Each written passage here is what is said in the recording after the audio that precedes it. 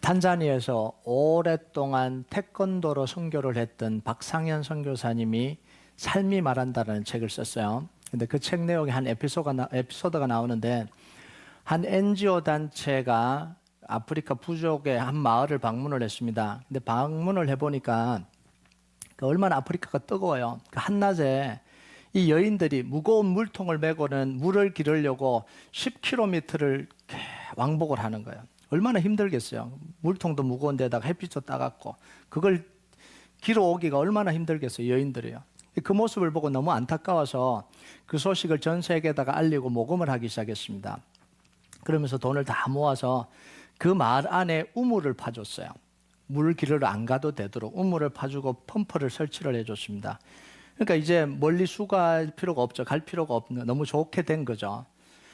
그런데 1년 뒤에 NGO 단체에서 그 마을을 다시 방문을 했어요. 근데 가서 방문을 해보니까 우물이 다 오염이 되어 있고요. 우물이 다 망가뜨려져 있는 거예요. 그리고 이 여인들은 10km를 또 계속해서 우물을 또 기르러 왔다 갔다 하는 거예요. 이 우물을 파준 NGO 단체가 너무 화가 난 거예요.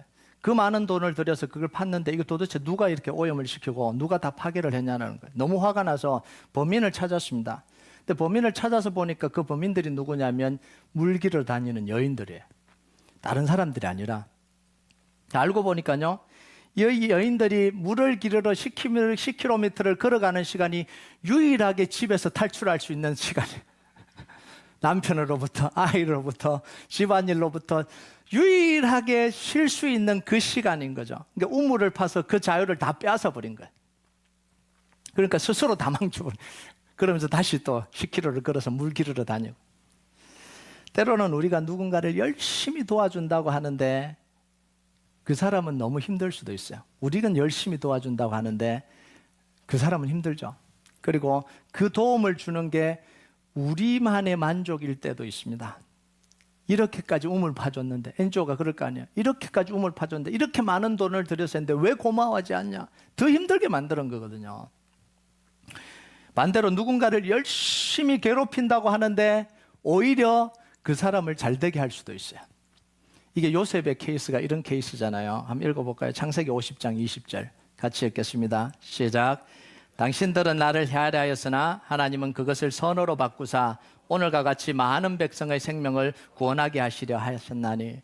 형들이 요셉을 시기하고 질투해서 죽이려고 하다가 죽이지는 못하고 인생을 망쳐버리려고 노예로 팔아버렸잖아요. 그런데 하나님이 그 요셉의 인생을 애굽의 총리가 되게 하시고 애굽의 통치자로 만들어 주시고 전화위복을 시켜주신 거죠.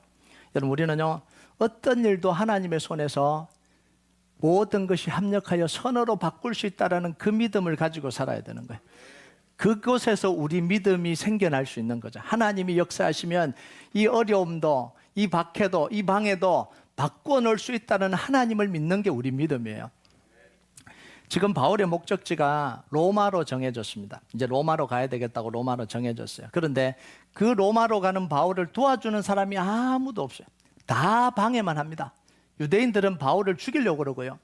이 천부장은 바울을 감금하고 있으면서 도와줄 생각이 없어요. 로마로 가는 걸 도와줄 생각이 없는 사람이에요. 이 사람은요. 그럼에도 불구하고 바울은 점점 로마로 가까이 가고 있어요. 이게 하나님의 일하심이에요.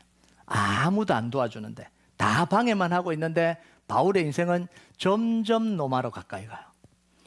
여러분, 사도행전 23장 11절 한번 볼까요? 같이 읽겠습니다. 시작. 그날 밤에 주께서 바울 곁에 서서 이르시되 담대하라. 내가 예루살렘에서 나의 일을 정언한 것 같이 로마에서도 정언하여 하리라 하시니라. 지금 바울은 누가 이끌고 가냐면 약속의 말씀이 이끌고 가는 거예요. 유대인들은 죽이려고 그러고 천부장은 관심 없고, 그런데 바울의 인생은 점점 로마로 향해서 갑니다. 왜냐하면 하나님의 약속의 말씀이 바울을 이끌고 가기 때문에 그래요. 여러분, 하나님의 계획이 있고요, 하나님의 약속을 받았는데도 불구하고 현실은 그 반대로 가는 것처럼 보일 때가 굉장히 많아요. 우리 인생 속에서요. 하나님의 계획은 방해를 받는 것 같고요, 하나님의 약속은 의심하게 만드는 일들이 우리 속에서 계속해서 일어납니다. 그 가운데서도 하나님은 하나님의 약속을 이루어 가시는 거예요. 우리가 이것을 믿는 게 믿음입니다. 이게 뭐냐면 말씀에 대한 신뢰예요.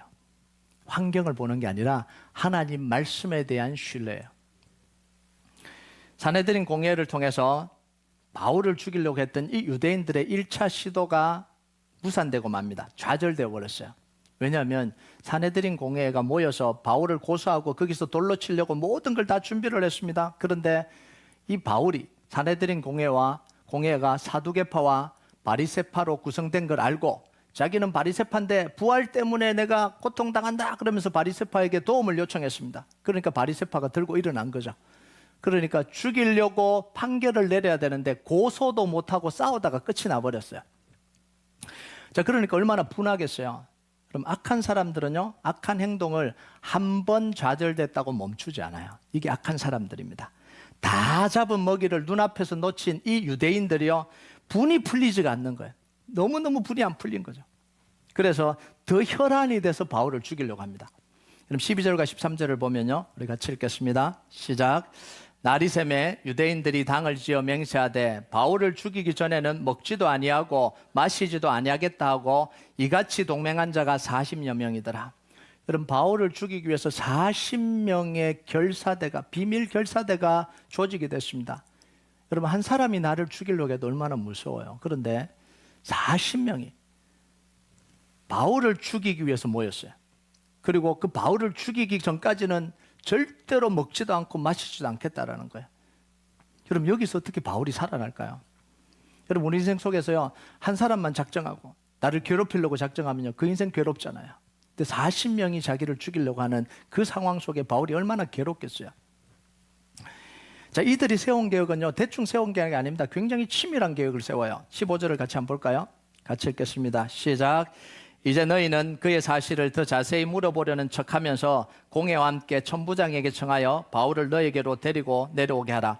우리는 그가 가까이 오기 전에 죽이기로 준비하였노라 하더니, 자, 이 사람들이 계획을 세웠죠. 바울에게 좀 더 질문할 게 있으니까 공회로 보내달라, 천부장에게 요청하는 거죠. 근데 공회로 와봐도 바리새파 때문에 죽을 수가 없잖아요. 그러니까 오는 길에 암살하겠다라는 거예요.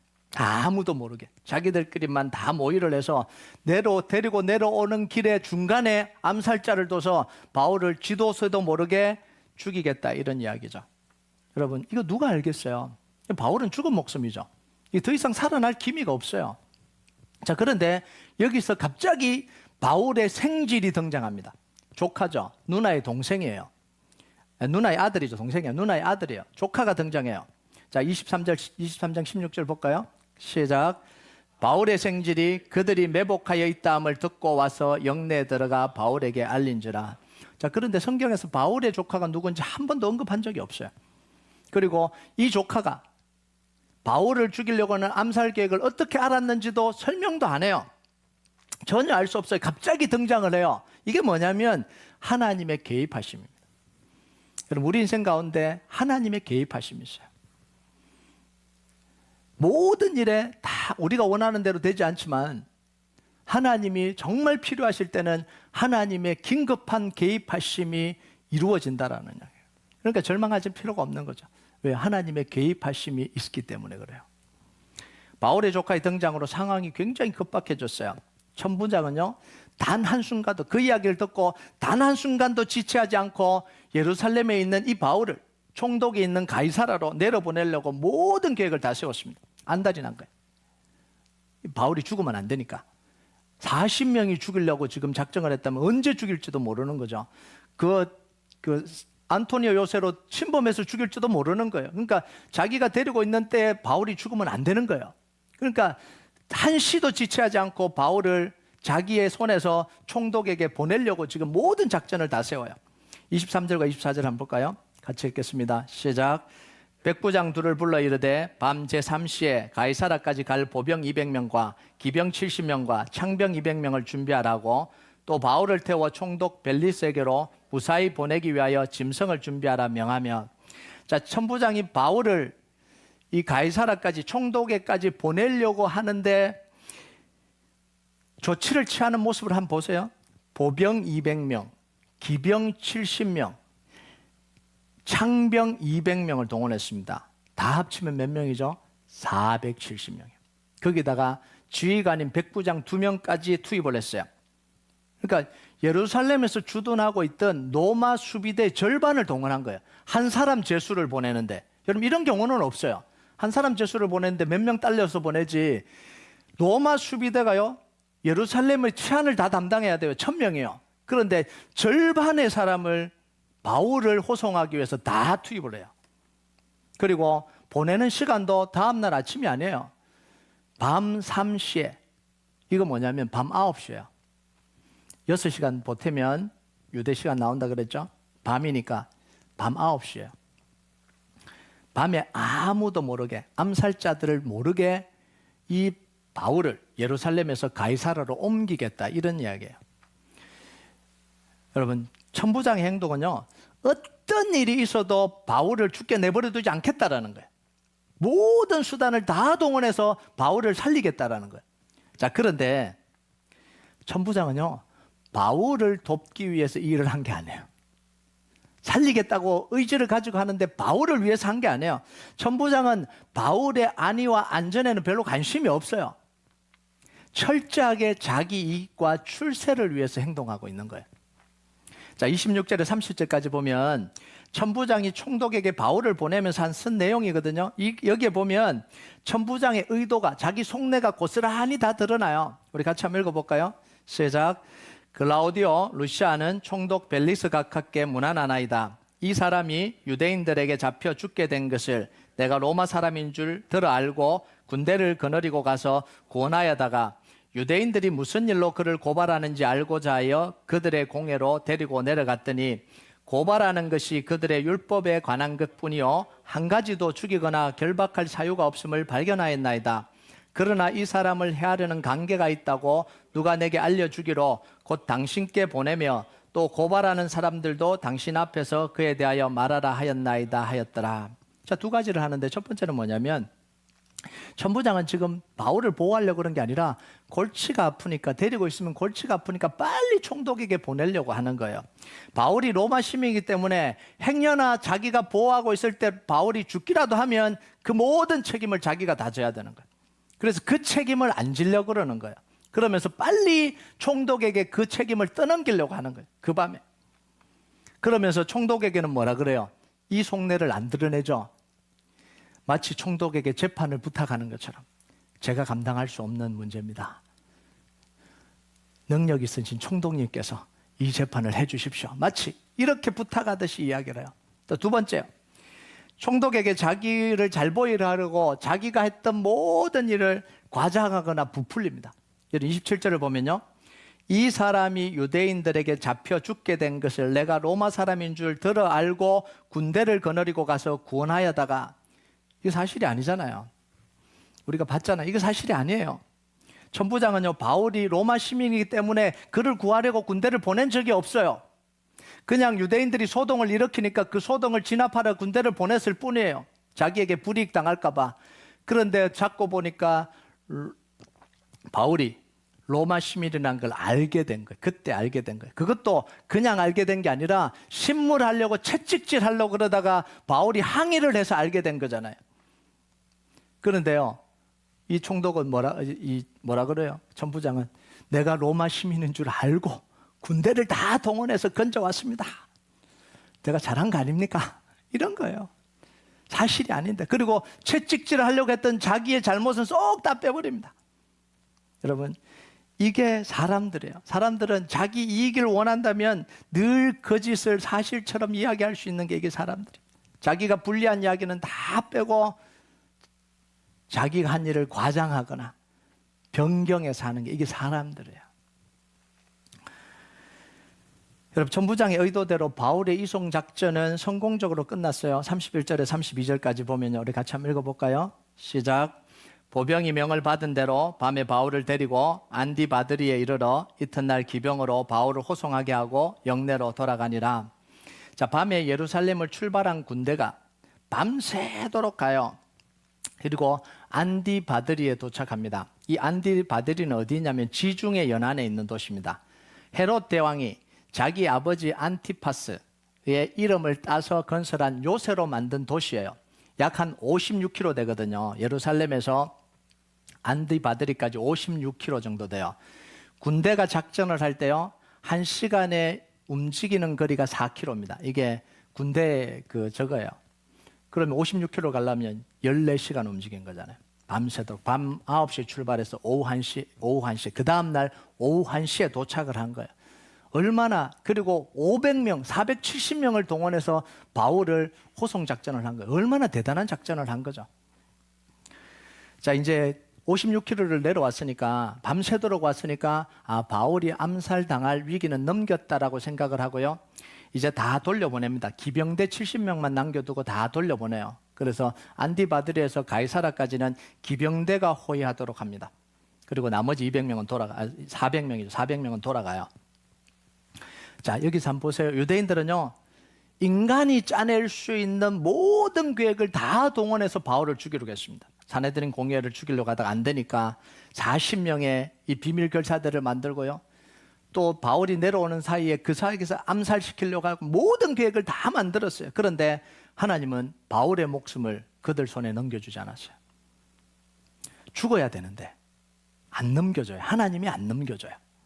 이건 마치 하나님이 다윗을 사울 왕이 계속해서 죽이려고 하는데도 불구하고 다윗을 사울 왕 손에 넘겨주지 않았던 것하고 똑같은 거죠. 사무엘상 23장 14절 같이 한번 읽어볼까요? 시작. 다윗이 광야의 요새에도 있었고 또 십광야 산골에도 머물렀으므로 사울이 매일 찾되 하나님이 그를 그의 손에 넘기지 아니하시니라. 왕이 군대를 이끌고 매일 죽이려고 했는데도 하나님이 안 넘겨준 거죠. 다윗이 잘 피해서가 아니라 하나님이 그 다윗의 생명을 바울 손에 넘겨주지 않았다라는 거예요. 여러분, 하나님이요, 바울을 건지기 위해서 천부장을 사용했습니다. 어마어마하게 하셨죠. 정말 대단하게 했잖아요. 로마 수비대 절반이 움직였다는 거, 이건 역사 속에 있을 수가 없는 일이에요. 한 죄인을 움직이는데요. 그건 말이 안 되는 이야기죠. 자, 그런데 천부장은 그 대단한 일을 하면서도요, 한 번도 바울을 생각해서 바울을 위해서 그 일을 한 적이 없어요. 오로지 자기 책임 회피와 출세를 위해서 그 일을 한 거예요. 자, 바울의 입장에서 한번 보세요. 바울의 입장에서 보면 자기를 죽이려고 하는 유대인들을 향해서 분노가 안 생기겠어요? 왜 자꾸 나를 죽이려고 하냐는 거야. 내가 뭘 잘못했다고 나를 죽이려고 하냐는 거야. 분노가 생길 거 아니에요. 40명의 비밀 결사대를 만들었다. 얼마나 화가 치밀겠어요. 왜? 나를 왜 죽이려고? 그런 생각이 안 들겠어요? 그리고 자기 이익을 챙기려고 자기를 예루살렘에서 가이사라로 보내려고 하는 이 천부장을 보면서 뭐라고 생각했겠어요? 눈꼴 사납지 않았겠어요? 왜 나를 이용해서 그러려는 거야? 물론 자기를 구해주는 것도 있지만 의도를 알잖아요. 정말 나를 생각한 게 아니라는 그 의도를 알잖아요. 자, 그런데 그런 와중에도 바울을 보호하시고 로마로 이끌어 가시는 하나님의 계획은 차근차근 진행돼요. 유대인들은 바울을 죽이려고 그러고 천부장은 자기 출세를 위해서 바울을 이용하려고 하는데도 불구하고 하나님의 계획은, 로마로 보내려고 하는 하나님의 계획은 차근차근 막힘없이 진행이 되더라는 거예요. 여러분, 바울을 죽이려고 했던 유대인들도 로마로 가려고 하는 바울의 인생의 방향을 바꿔놓지는 못했어요. 죽이려고 하는데도 못 바꾸잖아요. 자기 출세를 위해서 바울을 이용하려고 했던 이 천부장도 바울의 인생을 결정하지를 못해요. 바울의 인생을 결정하고 있는 유일한 분은 뭐냐면 살아계신 하나님이에요. 그 속에서요. 죽이려고도 하고 모함하려고도 하고 이용하려고도 하는 그 사람 속에서 유일하게 바울의 인생을 결정하고 이끌어 가시는 분이 누구냐면 살아계신 하나님이에요. 여러분, 우리 주변에 있는 사람들이 나를 해방하고 내 인생을 가로막는 것처럼 느껴질 때가 굉장히 많아요. 왜 나한테 저렇게 하나? 왜 나를 미워하나? 왜 나를 방해하나? 이렇게 생각될 때가 굉장히 많잖아요. 그런데 그런 사람들이 하나님의 말씀을 따라가는 우리 인생을 절대로 방해하지 못합니다. 우리 인생을 절대로 방향을 바꿔놓지 못해요. 누가복음 23장 34절 한번 볼까요? 같이 읽겠습니다. 시작. 이에 예수께서 이르시되 아버지 저들을 사하여 주옵소서 자기들이 하는 것을 알지 못함이니이다 하시더라.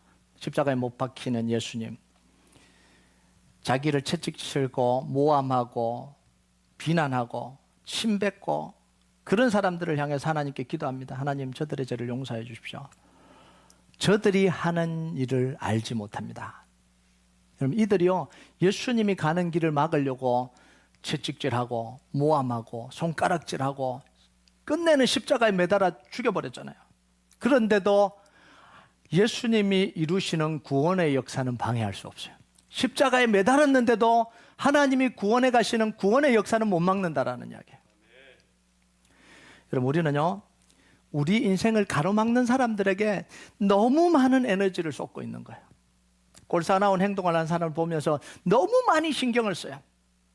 나를 방해하는 것 같고, 나에게 안 좋게 하는 사람들 일주일 내내 생각하고 늘 욕하고 왜 방해하는지 모르겠다 그러고 자기 일도 못하고 손에 잡히지도 않고 그게 온통 신경과 에너지를 다 몰두해서 우울증에 빠지고 막 아무 하고 싶은 생각이 없고 일도 하고 싶은 생각이 없고 이러잖아요.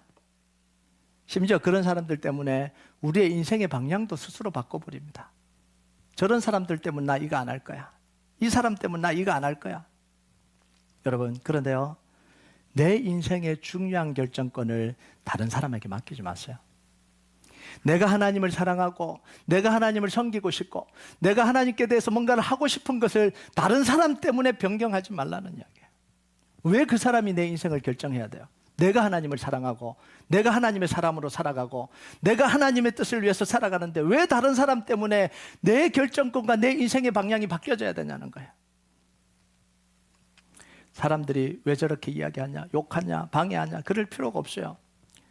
그들은 그들의 일을 하는 거예요. 우리는 하나님의 약속의 말씀을 따라가면 되는 거예요. 유대인들은 유대인들의 일을 하는 거예요. 천부장은 천부장 일을 하는 거예요. 그냥 바울은 하나님의 약속의 말씀을 따라갈 뿐이에요. 여러분, 우리에게 괴롭히는 사람도 있었고 방해하는 사람도 있을 거고 동의하지 않는 사람도 있을 거고 많은 사람들이 있을 거예요. 그들은 그들의 길을 가는 거예요. 우리는 하나님의 약속의 말씀을 따라가면 되는 거예요. 요한복음 21장 21절에서 22절 같이 읽겠습니다. 시작. 이에 베드로가 그를 보고 예수께 여짜오되 주님, 이 사람은 어떻게 되게 사옵나이까? 예수께서 이르시되 내가 올 때까지 그를 머무게 하고자 할지라도 내게 무슨 상관이 있느냐? 너는 나를 따르라 하시더라. 예수님이 디베라 바닷가에서 베드로를 회복시키고 난 뒤에 사명을 주시면 내 양을 먹이라 라고 할 때 베드로가 질문을 합니다. 그럼 요한은 어떻게 됩니까? 예수님, 요한은 어떻게 됩니까? 그러니까 예수님 뭐라 그래요? 그게 니하고 무슨 상관이냐는 거예요. 요한이 순교를 당하든 안 당하든 걔가 어떤 삶을 죄송합니다. 네. 그 사람이 어떤 삶을 살든 니하고 무슨 상관이냐는 거예요. 너는 나를 따르면 된다라는 거예요. 요한이 가는 길이 있고 네가 가는 길이 있다라는 거예요. 여러분, 왜 하나님은요 다윗을 사울 왕의 손에 넘겨주지 않았을까요? 매일 죽이려고 하는데. 왜 하나님은 유대인들이 그렇게 바울을 죽이려고 하는데 왜 넘겨주지 않았을까요? 하나님의 언약을 품고 사는 사람이기 때문에 그래요. 모든 사람이 아니라. 업무로 죽은 사람도 많죠. 뭐 방해하다가 죽은 사람도 많죠. 근데 왜 유독 다윗은, 왜 유독 바울은 하나님이 그토록 보호하시려고 그러시냐는 거예요. 그 가슴 속에 하나님의 언약을 품고 사는 사람이기 때문에 그래요. 다윗은요, 하나님이 주신 이 메시아 언약을 품고 살았습니다. 사무엘이 머리에 왕으로 기름 부을 때부터 이 마음 속에요, 이 사무엘이 들려주는 이 메시아 언약, 그 언약을 품고 평생을 살아갑니다. 그래서 자기 인생 가운데 그게 나타나잖아요. 하나님 이름이 골리앗에게 모독당할 때 그걸 참지 못해서 골리앗 앞에 물맷돌 5개를 들고 나가야 되는 거예요. 왜냐하면 그 가슴 속에 하나님의 언약이 있기 때문에 그런 거죠. 다 방치한 하나님의 법궤를 가지고 올 수밖에 없는 거예요. 그 마음 속에 언약이 있기 때문에. 예루살렘 성전에 이 제사와 절기를 제도를 다 정비를 하고 하나님의 율법을 바르게 전달하는 모든 것들을 다 정비할 수밖에 없는 거예요. 왜냐하면 그 마음 속에 하나님이 주신 언약이 있기 때문에 그래요. 바울은요, 예수님의 십자가의 언약을 가슴 속에 품고 살았어요. 예수님의 이름 외에는 십자가 외에는 내게 아무런 이 중요한 게 없다라는 거죠. 그러면서 그 가슴을 품고 바울의 인생은 그 언약 때문에 살아온 거잖아요. 이제 마지막 어디로 갑니까? 그 언약 때문에 로마로 가려고 하는 거예요. 여러분, 우리 안에 복음의 언약을 품고 살면 하나님은 우리를 지키십니다. 우리 인생을 지키세요. 왜냐하면 우리가 하나님의 복음의 언약의 전달자로 살아가면 그 언약을 전달하기 위해서 하나님이 우리를 지키시고 보호하시는 거예요. 여러분, 여러분의 인생이 가슴속에 십자가 복음을 품고요, 하나님의 약속의 말씀, 약속의 언약을 품고 그걸 전달하는 인생으로 살아가길 주님의 이름으로 축복합니다. 여러분, 그러려면 언약을 품은 사람들의 특징이 있죠. 언약을 품고 있으면 뭐예요? 생각하게 됩니다. 언약을 품고 있는데 생각이 안 나겠어요? 이 다윗이 늘 생각이 나는 거죠. 언약을 품으면 언약이 생각이 나고요, 그러면 그 언약을 전달할 계획을 세우게 되겠죠. 그리고 그 언약을 전달할 실행을 하겠죠. 근데 언약을 품은 사람들은 이 세 가지를 하게 되는 거예요. 늘 그 언약을 생각하고요, 기억하고요, 그리고 언약을 전달할 계획을 세웁니다. 그리고 그걸 실행해요. 이게 언약을 품은 사람들입니다. 그래서 우리에게 주신 직장, 가정, 비즈니스 다 하나님이 언약을 전달할 도구로 우리에게 주신 거예요. 그냥 돈 벌고 먹고 살고 그냥 남들보다 잘 되고 이게 아니라 그걸 통해서 내게 주신, 하나님이 내게 주신 언약을 성취할 도구로 사용하도록 해주신 거예요. 하나님이 축복해 주신다면 그 언약을 성취하도록 하나님이 축복해 주시는 거예요. 다윗은 왕의 자리를 주셨잖아요. 그 언약을 성취하라고요. 느헤미야는 총독의 자리를 주셨어요. 술관원의 자리를 주셨죠. 요셉에게는 총리 자리를 주셨어요. 왜냐하면 잘 먹고 잘 살아가는 건 출세하라는 게 아니죠. 그 언약을 성취하라고요. 우리에게 주신 언약을 성취하라는 거예요. 여러분, 시기하고 질투하고 빼앗고 움켜쥐는 싸움을 하는 게 이게 세상이에요. 그 세상 속에 그들과 싸우지 마세요. 사람들과 싸우지 말고요, 하나님의 약속의 말씀을 붙잡는 자기와의 싸움을 하세요. 이게 진짜 우리가 싸워야 될 싸움이에요. 그 사람과 싸우고 환경과 싸우고 뭔가 싸우는 게 아니에요. 하나님이 내게 주신 약속의 말씀을 붙들고 오늘도 싸워야 되는 거예요. 이 약속의 말씀이 내 삶에 이루어지도록 싸우는 거죠.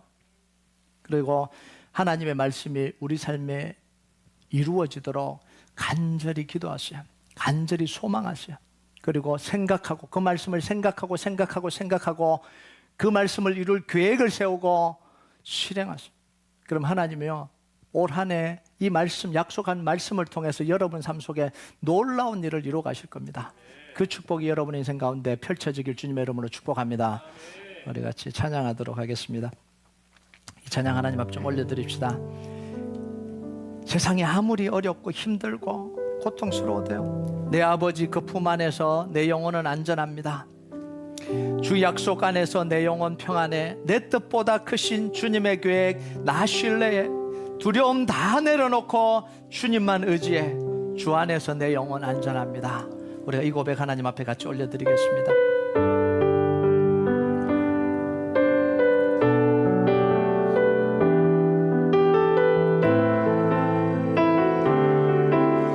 내 아버지 그 품 안에서 내 영혼은 안전합니다. 아버지 그 품 안에서 내 영혼은 안전합니다. 주 손길로 내 삶을 나누시니 손길로 내 삶을 나누시니 그 평강이 나를 덮습니다. 나 비록 넘어지며 흔들리지만 비록 넘어지며 흔들리지만 주 내 안에 거하며 나를 붙드시니 내 생각을 주님께로 내 돌리고 생각을 주께로 돌리고 주시는 평강에 옷을 입습니다. 주 약속 안에서 내 영혼 평안해. 내 뜻보다 크신 주님의 계획